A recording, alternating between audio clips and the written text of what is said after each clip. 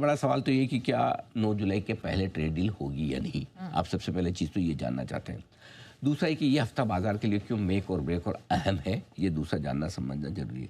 Trade deal से पहले खरीदा जाए या बेचा जाए, ये भी देखना जरूरी है कि क्या ऐसा तो नहीं कि ट्रेड डील के बाद बाजार भाग जाएंगे या और गिर जाएंगे। दोनों चीज़ों में से समझना जरूरी है। और एक और शुक्रवार को बड़ा डेवलपमेंट एफआईज के साथ साथ घरेलू फंड ने भी छोटी मोटी की है बिक वाली, क्यों और क्या इससे कोई दबाव बढ़ने का डर है क्या, और किन सेक्टर्स और शेयरों में आज अच्छी तेजी के मौके बन सकते हैं, ये सारे आज हमारे रडार पर। चलिए सर, ट्रेड डील के मोर्चे पर तो बहुत खबरें आ रही है, लेकिन अगर हम भारत के पर्सपेक्टिव से बात करें, क्योंकि बहुत सारी अटकलें ओवर द वीकेंड आई हैं, डील हो पाएगी 9 जुलाई से पहले कि नहीं? देखिए, 2-3 चीज़ें हैं। पहले तो अमेरिका ने क्या क्या कहा है, क्या क्या किया है, वो समझ लें, ताकि उससे हमें समझ में आ जाएगी कि भारत के लिए क्या होने वाला है। पहली चीज़, अमेरिका के वाणिज्य मंत्री बेसेंट साहब का बयान आया है। उन्होंने कहा कि जरूरी नहीं कि 9 जुलाई की डेडलाइन 9 जुलाई की डेडलाइन ही माने आप।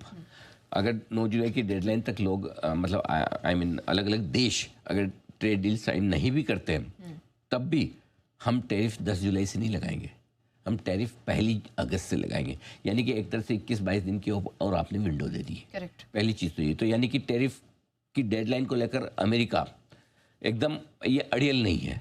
लेकिन पॉइंट ये है कि ये बयान वाणिज्य मंत्री का है, बेसेंट का, खुद का, ट्रंप का नहीं। तो ट्रंप उनको माने नहीं माने कोई भरोसा नहीं। दूसरा, ट्रंप खुद के बयान पे पलट जाते तो वाणिज्य मंत्री के बयान की क्या वैल्यू है? सही बात है। बराबर है, ठीक है ना। तो इसलिए आप सुनने में आपको अच्छा लगेगा, लेकिन इसकी कोई खास वैल्यू है नहीं।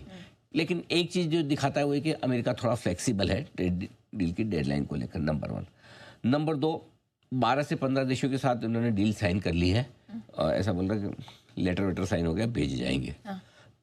मेरे ख्याल से पता नहीं कर ली नहीं की है तो ट्रंप साहब अब तक तो कोई बड़ा देश होता तो बोल ही देते थे, इसका मतलब छोटे मोटे होंगे। रॉयटर्स का बयान आया है कि अगले 12-14 घंटे में लेटर्स रिलीज करेंगे। हाँ, मतलब वो तो क्या सारी चीज़ें वो तो सोशल मीडिया पे ज़्यादा करते हैं ना। तो हाँ, लेटर तो बाद में आते जाते रहेंगे, पहले ऐलान कर दो, ऐसा उनके वैसा सिस्टम है। हमारा जहाँ तक ख्याल है 9 जून की डेडलाइन है, लेकिन अभी तक डील फाइनल नहीं हुई। ये बात तो पक्की है, डील फाइनल नहीं हुई ये पक्की है, क्योंकि क्या है कि अभी नई बातचीत कोई डील को लेकर चल रही है, जितनी हुई उतनी हो गई। इस बीच हमारे वाणिज्य मंत्री पीयूष गोयल साहब का बयान आया, उन्होंने कहा भाई देखिए, हमें डील करनी है, करेंगे, इसमें कोई डाउट नहीं है, लेकिन ऐसा जरूरी नहीं कि डेडलाइन पर ही डील हो जाए। यानी कि इसका मतलब है कि डील नॉट डन यट बोला, और जो देश का इंटरेस्ट होगा हमारे राष्ट्र हित को देखेंगे और उसके हिसाब से हम डिसाइड करेंगे हमें क्या करना है, न कि डेडलाइन के हिसाब से। इसका मतलब क्लियर है कि कहीं न कहीं कुछ न कुछ पेच फंसा हुआ है। कहाँ फंसा हुआ है वो समझने वाली बात है। तो एक हमारे यहाँ जो लेबर इंटेंसिव बिजनेस है, जहाँ पर हमें ज़्यादा रोज़गार मिलते हैं लोगों को, जहाँ पर लेबर्स की ज़रूरत ज़्यादा होती है, इन सेक्टर्स को लेकर थोड़ा मामला फंसा है, जिसमें टेक्सटाइल हो सकता है, लेदर हो सकता है, एग्री और एग्री प्रोडक्ट्स हो सकते हैं, डेयरी प्रोडक्ट्स हो सकते हैं। तो ये 4-5 चीज़ें ऐसी है जिनमें थोड़ा सा फंसा हुआ है। भारत क्या चाहता है, जो रोज़गार देने वाले ज़्यादा रोज़गार देने वाले सेक्टर से उस पर टैरिफ आप ज़्यादा मत लगाइए, और उससे हमारा रोज़गार प्रभावित होता है। दूसरा है एग्री प्रोडक्ट्स और डेयरी प्रोडक्ट्स, वो बड़े सेंसिटिव है हमारे यहाँ, तो उस पर कोई भी सरकार बैकफुट पे जाना नहीं चाहती, क्योंकि किसानों का मामला है, ठीक है, वो पॉलिटिकल इशू हो जाता है। तो इन दो पे सरकार झुकने को तैयार नहीं है। वो बोले बाकी जिस पे आपको जितना जो लगाना है, जैसे करना है, वो एक अच्छी डील कर लो। अभी शायद अमेरिका इस चीज़ को लेकर तैयार नहीं हो पाया कि हम इनको छोड़ सकते हैं, और मेरे को लगता है बात नहीं अटकी पड़ी। अब बाजार में अंदाज़ा 2 तरीके से लगाया जा रहा है। एक तो ये कि एक मिनी डील हो जाए, जिसमें जो ये इशू जो है ना अभी तक सुलझे नहीं, उनको साइड में छोड़ दें, बाकी की तो डील कर लें, ठीक है। एक तो ये ऑप्शन हो सकता है। दूसरा ऑप्शन ये है कि भाई ट्रंप कहते नहीं मैं तो करूँगा तो पूरी करूँगा, नहीं तो नहीं करूँगा। तो फिर आपके पास अब और 20 दिन है, पता नहीं 1 अगस्त को भी डेडलाइन माने नहीं माने, और उसका तो कोई भरोसा नहीं। अचानक से रात को वापस ट्रंप बोले नहीं मैं तो कल से ही लगा रहा हूँ, यू नेवर नो। सो अनिश्चितता तो है। तो जब तक इस पे दोनों तरफ से स्टेटमेंट्स ऑफिशियली ना आ जाए तब तक कहना मुश्किल है डील का क्या है स्टेटस है। ध्यान से सुनिएगा, जब तक दोनों तरफ से मेरा मतलब है जो ट्रम्प कहे वही हम भी कहें, जो हम कहें वही ट्रम्प भी कहे, तब समझिएगा।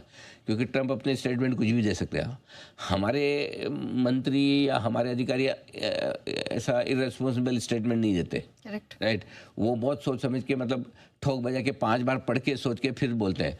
ये न पढ़ने के न बोलने के पहले सोचते हैं, न बोलते वक्त न बोलने के बाद।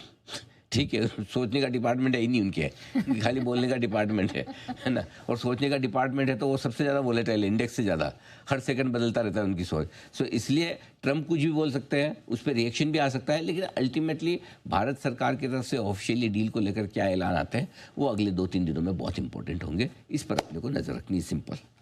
ठीक है, चलिए। सो बेसिक यही बन रहा है कि यहाँ पर जब तक सहमति दोनों पक्षों से नहीं आ जाती तब तक आपको क्लैरिटी नहीं होगी। देखो, मेरा ये मानना है कि इसमें अगर डील एग्री प्रोडक्ट्स को, डेयरी प्रोडक्ट्स को छोड़ के आ जाए ना, तो उसको अच्छा ही मानिए। ठीक है, पहली चीज़। और अगर टैरिफ 10% या इसके नीचे रहे तो वो अच्छी डील ही मानी जाएगी, बाजार उसको पसंद करेगा। अगर ये चीज़ आ जाए दोनों को कि भाई 10% तो गिवन है, ऑलमोस्ट लोग सब मान के चला, समझो 5-6% के आसपास की डील बन जाए तो मज़ा आ जाए। 10% के ऊपर की होगी तो थोड़ा बाजार निराश हो जाएगा, ये ध्यान में रखिएगा। तो मेरे ख्याल से ये 2 चीज़ें आपको ध्यान रखनी है कि क्या मिनी डील आ जाए या जो सेंसिटिव सेक्टर्स को हटाकर डील आ जाए, और दूसरा 10% या इसके नीचे आए। ठीक है, ठीक है सर, ये मामला तो ट्रेड डील का हो गया, इस पर तो जो होना है सो होगा।